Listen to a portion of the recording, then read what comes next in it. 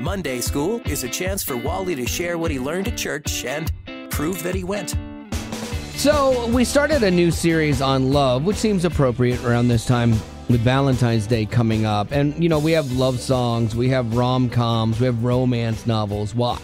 Well, because the truth is, deep down inside, we all want to be loved. But what the world's perspective is on love is completely different than God's. Love was God's idea. Like right from the beginning, he created it. It was perfect until Adam and Eve kind of messed it up by not following the rules or staying in the boundaries that God had set up. And if you want to know real love, you really need to know God, because in the Bible it talks about God is love. And so the world tries to sell us on a cheap imitation of love, and it's called lust. You know, it's all about what can you do for me, and it destroys real love. It breaks up relationships. It destroys families. And the world right now especially is like, love who you want to do, love any way you want to do, just do whatever you want to do, whatever makes you feel good. But that never ends well.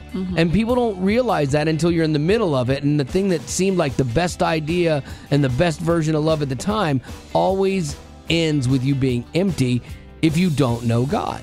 And so we have to set boundaries in relationships, just like God set them up in the beginning. Men have to guard their eyes, women need to guard their hearts, and both have to guard their minds, because sin always starts with a temptation, you know, and it's a thought. And when you give it space in your mind, it grows, and the more you feed it, it grows and grows and grows until we step out of God's plan for love. And one point that our pastor made that I thought was crazy is we only have one word for love in the English language. It's just love. But you can love God, you can love your spouse, you can love pizza.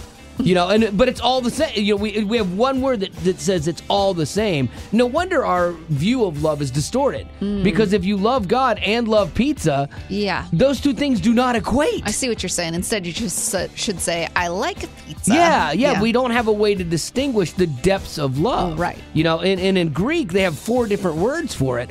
And so, like, that's why in the Bible, you know, when they're talking about, when Jesus is talking to Peter, says, do you love me? He says, do you agape me? Do you love me? Not like you love pizza, but do you love me? You know? And so that's one of those things that I think it's hurt us in a lot of ways, you know, because there's no difference in the word. It gets blurry.